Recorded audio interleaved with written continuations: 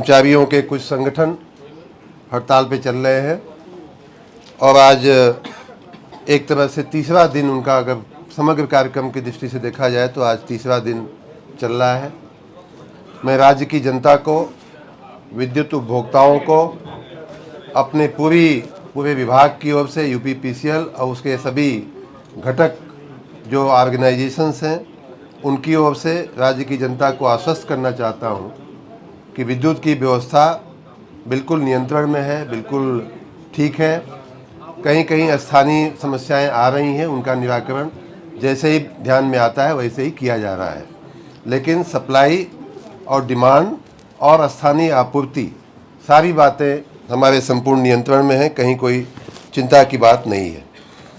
जनता से मैं ये भी निवेदन करूंगा कि ये थोड़ी समस्या की घड़ी अवश्य है, चुनौती की घड़ी अवश्य है। ऐसे समय में धीरज और संयम बनाए रखें। हम जल्दी ही इस परिस्थिति से निकल करके और बहुत अच्छे ढंग से निकल करके आएंगे। जनता से एक और निवेदन करना है, जनता से और जनप्रतिनिधियों से विशेष रूप से, कि जो कर्मचारी इस परिस्थिति में सरकार के साथ हैं, जनता की सेवा करना चाहते हैं, अपनी जो जिम्मेदारियां हैं, अपने कर्तव्य को, अपनी ड्यूटी को निभाना चाहते हैं, उनको कोई रोके नहीं, उनको कोई परेशान न करे। इसका ध्यान स्थानीय लोग, स्थानीय जनता और स्थानीय हमारे जनप्रतिनिधि भी, ऑनरेबल एमएलए हों या एमपी हों या मंत्रीगण हों, सभी हमारे जो स्थानीय पदाधिकारी होते हैं, पंचायतों के, नगर पालिकाओं के पूर्व जो पदाधिकारी हैं, उन सब से भी मेरा निवेदन है कि उनको सहयोग करें उनका काम करने में। और अंतिम जो बात मैं जनता से कहना चाहूँगा वो ये है कि साथ ही हमारे काम में विघ्न डालने वाले लोगों को भी पहचानें, उनसे सतर्क रहें, उन्हें इस तरह के अवसर, इस तरह का काम न करने दें। भरसक कानून अपने हाथ में लेने की आवश्यकता नहीं है, लेकिन उन्हें जहाँ तक हो सके वहाँ ऐसा कोई कृत्य करने से रोकें जिससे विद्युत आपूर्ति में बाधा पहुँचती हो। कल रात में कुछ ऐसे हमारे ध्यान में ऐसी वारदातें, ऐसी घटनाएं आई हैं कई ज़िलों में कि जहाँ कुछ विद्युत कर्मियों ने ही जा कर के तार और हमारे फीडर्स को नुकसान पहुंचाया है। गन्ने का डंठा फेंक करके और पूरी लाइन बर्स्ट करने की कोशिश की गई है। मैंने उस फोटो वीडियो को हमने ट्वीट भी किया है। ऐसी घटनाएं अगर होंगी तो कहीं वो व्यक्ति हो, चाहे वो जंगल में हो, देवरिया के किसी जंगल में से लाइन पास हो रही थी, वहाँ जा कर के लाइन को बर्स्ट करने का प्रयास किया गया। लेकिन मैं इतना ज़रूर कहूँगा, जंगल में हो, आसमान में हो, पाताल में हो, हम उनको ढूंढ निकालेंगे। जो भी ऐसा कृत्य कर रहा है उसके खिलाफ कार्रवाई अवश्य की जाएगी और जितनी कड़ी से कड़ी कार्रवाई संभव होगी वो की जाएगी। मैं इसीलिए आज हमारे डीजी विजिलेंस जो आईपीएस के वरिष्ठ अधिकारी रहे हैं, उनको भी मैंने आज इसीलिए आमंत्रित किया है कि ऐसी घटनाएं जहाँ जहाँ हो रही हैं, वो स्थानीय पुलिस तो काम कर ही रही है, लेकिन यहाँ से भी उस पूरी बात का वो कोऑर्डिनेशन करें कि ऐसी घटनाएं जहाँ हो रही हैं ऐसे तत्वों के विरुद्ध एक्शन लिया जा सके। हमने संघर्ष समिति से बार बार बातचीत किया, बार बार चर्चा किया और आज भी मैं अपनी पुरानी बात को दोहराना चाहूँगा कि बातचीत का रास्ता हमेशा खुला रखना ही लोकतंत्र का सबसे बड़ा तरीका होता है। बातचीत के रास्ते खुले हैं, लेकिन हम किसी को कानून हाथ में लेने नहीं देंगे, न ही हम किसी को राष्ट्रीय संपत्ति को नुकसान पहुंचाने देंगे। कल रात की एक और दुखद घटना ये है कि एक एसएलडीसी नाम का हमारा जो फैसिलिटी है, जो पूरे स्टेट का लोड जो है कंट्रोल करती है, वो एक तरह से राष्ट्रीय ग्रिड से जुड़ी हुई वो एक संस्था है। वहाँ भी कुछ लोग, हमारे एमडी वहाँ लगभग 11 बजे रात तक स्वयं थे। जैसे ही वो निकले वहाँ काम मुझे पता चला कि ठप कर दिया गया। ये पूरा एक राष्ट्रीय कार्य में बाधा डालने का कार्य है। इसी प्रकार जहाँ जहाँ भी हमारी संपत्तियों पे नुकसान पहुँचाया जाएगा, हमारे कार्यों में दखल पहुँचाया जाएगा, हमें एक्शन लेने के लिए मजबूर होना पड़ेगा। एक अच्छी बात और ध्यान में आई है कि कल हमने कुछ संगठनों का नाम लिया था कि वो हमारे साथ हैं, वो जनता की सेवा में उपलब्ध हैं। आज सुबह कई और संगठनों ने थोड़ी हमारे ऊपर नाराज़गी व्यक्त की कि साहब आपने हमारा नाम नहीं लिया। हम भी आपके साथ हैं, हम भी जनता की सेवा में लगे हुए हैं। ये संभव है कि बहुत से ऐसे संगठन होंगे जिनका नाम लेना शायद आज भी रह जाए, लेकिन मैं फिर भी कहना चाहूँगा कि शक्ति भवन मुख्यालय कर्मचारी संघ राम बहादुर यादव जी उसके पदाधिकारी हैं, अध्यक्ष हैं। Uttar Pradesh power officers association Shri केवी राम जी उसके अध्यक्ष हैं, आरपी केन जी उसके महासचिव हैं।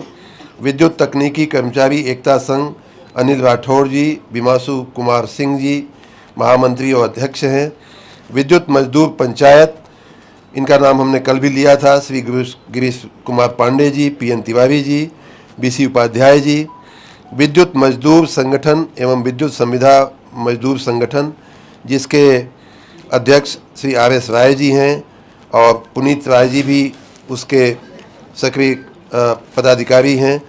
Promoted power engineers welfare association Shri Pramod Kumar ji, Shri VK Sharma ji उसके अध्यक्ष और महासचिव हैं। उत्तर प्रदेश अनुसूचित जनजाति बिजली कर्मचारी अधिकारी महासंघ श्री राम नरेश गौतम जी उसके प्रधान महासचिव हैं। उत्तर प्रदेश राज्य विद्युत परिषद लेखा कर्मचारी संघ श्री आर.के. सिंह जी उसके अध्यक्ष हैं। और 9वां है विद्युत कर्मचारी मोर्चा संगठन श्री बब्बू अवस्थी जी उसके पदाधिकारी हैं, वरिष्ठ। इस प्रकार इन 9 संगठनों ने अपना समर्थन चालू रखा है और कई ने तो यहाँ तक आकर के हम लोगों से कहा है कि हम 24 घंटे काम करने को तत्पर हैं, काम में लगे भी हुए हैं। कई लोगों ने ये भी आके कहा कि हम हर तरह से इस हड़ताल का विरोध करते हैं, जहाँ भी हमारी आवश्यकता होगी वहाँ बुलाएंगे आप तो हम आएंगे। उसी प्रकार कई ऐसे राष्ट्रीय और प्राइवेट संस्थाओं का मैं धन्यवाद करना चाहूँगा इस मौके पे कि उन्होंने अपना मानव बल हमें उपलब्ध कराया है इस हड़ताल से निपटने के लिए। उसमें विशेष रूप से मैं एनटीपीसी का धन्यवाद करना चाहूँगा कि उन्होंने अपना बहुत बड़ा मानव बल हमें अपने पावर प्लांट्स को चलाने के लिए दिया है। उसी प्रकार एनटीपीसी के अलावा बजाज पावर है, प्रयागराज जो टाटा का है, लैंको है, पोसोको है और अन्य भी पावर ग्रिड है, पावर ग्रिड कॉरपोरेशन है।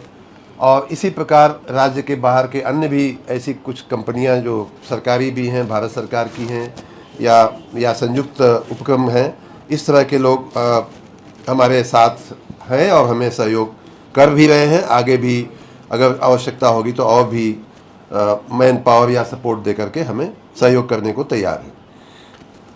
जो बात जो मुझे विशेष रूप से अपने कर्मचारी मित्रों से कहना है वो ये कि अगर आप हड़ताल पे हैं तो हाजिरी लगा करके आप गायब मत होइए। मुझे पता चला है कि शक्ति भवन सहित कई कार्यालयों में लोग आ रहे हैं, अपनी हाजिरी रजिस्टर में या जहां भी लगती है वहां लगा रहे हैं और फिर गायब हो जा रहे हैं। ये कोई हड़ताल करने का तरीका नहीं होता है।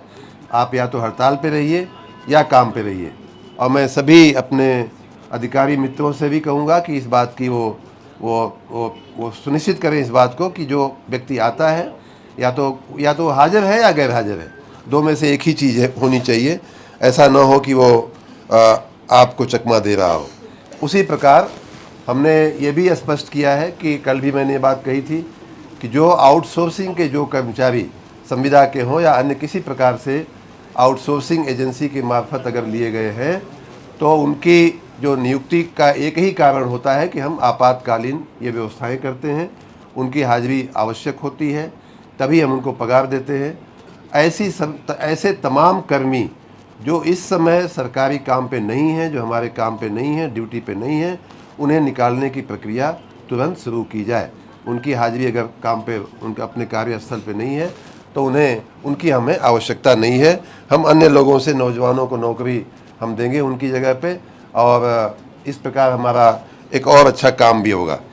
हमने ये भी कहा है कि आउटसोर्सिंग के जो एजेंसीज़ हैं उनको जिला मुख्यालय पे जिलाधिकारी के नियंत्रण में उनको ले करके उनको वहीं बैठाया जाए। जैसे ही जितने लोगों की पगार खजाने में से जा रही है उतने लोग ड्यूटी पे सुनिश्चित होने चाहिए, नहीं तो उनको पहली बात तो पगार नहीं मिलेगी, दूसरी बात कि उन्हें नौकरी से निकालने की भी व्यवस्था होनी चाहिए। आप सबको मित्रों, मैंने कल भी कहा था कि हमने सभी प्रयास किए कि ये हड़ताल की परिस्थिति न आवे, लेकिन फिर भी आई है।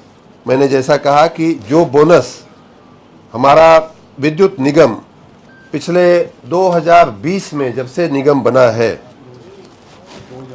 2000 से, सन 2000 से लगभग 23 साल हो गया इसमें इसका कॉर्पोरेटाइजेशन होने को, तब से लेके अब तक लगभग 93,000 करोड़ रुपए के घाटे में चल रहा है। एक्यूमुलेटेड लॉस, जो संचित हानि जिसको बोलते हैं, हमारे ऊपर तभी से लेकर अब तक 82,000 करोड़ रुपए का बैंक लोन है। 2018-19 से इन कर्मचारियों को बोनस नहीं दिया गया था, लगभग 5 साल से बोनस नहीं दिया गया था। उस बोनस को हमने इस साल दिया है। और इस बात को पॉजिटिव ढंग से सोचे बिना, आर्थिक स्थिति अच्छी करने में सहयोग किए बिना, अगर कोई चाहता है कि एक ही साथ 5 साल का, पिछले 5 साल का बोनस हमको एक साथ दे दिया जाए, तो ये वित्तीय प्रबंधन के हिसाब से मुश्किल है, हो नहीं पा रहा है। हमने कहा कि थोड़ा समय दीजिए, इसमें जब आप पैसा जुटाने में मदद करिए, मार्च का महीना है, राजस्व जुटाने में मदद करिए, राजस्व आएगा, पैसा आएगा तो हम कर्मचारियों के हित के लिए कुछ भी करने को तैयार हैं। लेकिन फिर भी वो लोग इस बात को नहीं समझे। उसी प्रकार से मैंने कल भी कहा था कि 2020 के जो समझौते हुए हैं उनमें भी कई मुद्दों का अमल नहीं हुआ है। हमारे स्वयं के समझौते में भी ये बात लिखी हुई है। और अभी जो चीज़ 3 साल से नहीं हुई है उसको, और उसके सापेक्ष हमारा अभी 3 महीना हुआ है, आपको इतनी जल्दी हो गई हड़ताल करने की। तो ये हड़ताल मुझे लगता है कि कर्मचारी संगठनों के हित में या कर्मचारियों के हित में नहीं है, बल्कि अन्य कुछ परिबलों से प्रेरित ये हड़ताल है। हमने कुछ जो भी प्रयास हो सकता था वो हमने किया, लेकिन फिर भी बात नहीं बनी। ये आप सबके समक्ष सारा दृष्टांत है। अंत में राज्य की जनता को मैं, चाहे आपूर्ति की दृष्टि से या विद्युत के उत्पादन की दृष्टि से, दोनों ही दृष्टि से मैं राज्य की जनता को आश्वस्त करता हूं कि कहीं कोई समस्या नहीं है। कहीं कहीं इस तरह की तोड़फोड़ की वारदातें होने से विद्युत बाधित हो रही है, उनका हम लोग जैसे ध्यान में आ रहा है वैसे हम लोग उसको ठीक कर रहे हैं। जहाँ तक उत्पादन की, डिमांड और सप्लाई की बात है, विद्युत की, पावर की, उसमें हम एकदम कंफर्टेबल हैं, कहीं कोई समस्या नहीं है। हमारा अपना उत्पादन भी पर्याप्त है और सेंट्रल ग्रिड से, सेंट्रल पूल से जो हमें लेना मिलता है उसमें भी हमारे पास बहुत अभी गुंजाइश है, हम जो ड्रा कर रहे हैं उसमें। इसलिए मैं राज्य की जनता से को आश्वस्त करते हुए फिर भी ये निवेदन करता हूँ कि ये हमारे लिए थोड़ी चुनौती का समय ज़रूर है, थोड़ा संयम रखें, हमारा सहयोग करें और हमारे जो कर्मचारी अपना काम करना चाहते हैं उन्हें अपना काम करने में अनुकूलता हो, इस प्रकार वहाँ का स्थानीय थोड़ा समर्थन करें। आप सबका बहुत बहुत धन्यवाद।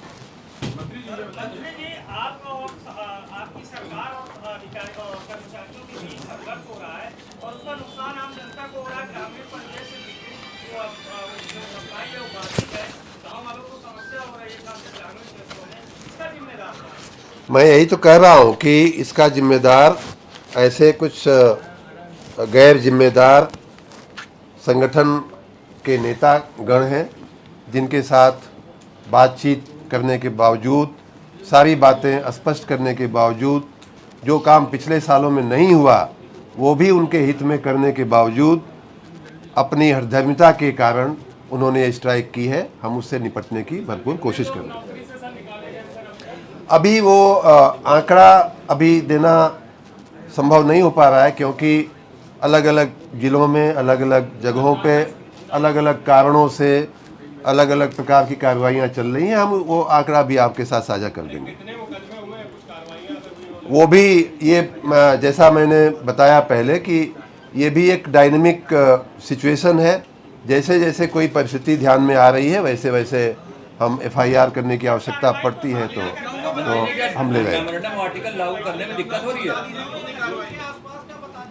कार्रवाई हो रही है। जो लोग, मैंने जैसा कहा कि जो लोग कानून अपने हाथ में ले रहे हैं, जो लोग राष्ट्रीय परिसंपत्ति का नुकसान कर रहे हैं, जो लोग जनता के जो अबाधित अधिकार है विद्युत आपूर्ति उसमें बाधा पहुंचाने की कोशिश कर रहे हैं, उन सब के खिलाफ कार्रवाई हो रही है और होगी भी, बहुत कड़ी कार्रवाई होगी। आप सबका बहुत बहुत धन्यवाद। आपको क्या दिक्कत हो रही है? नियुक्तियां उसके हिसाब से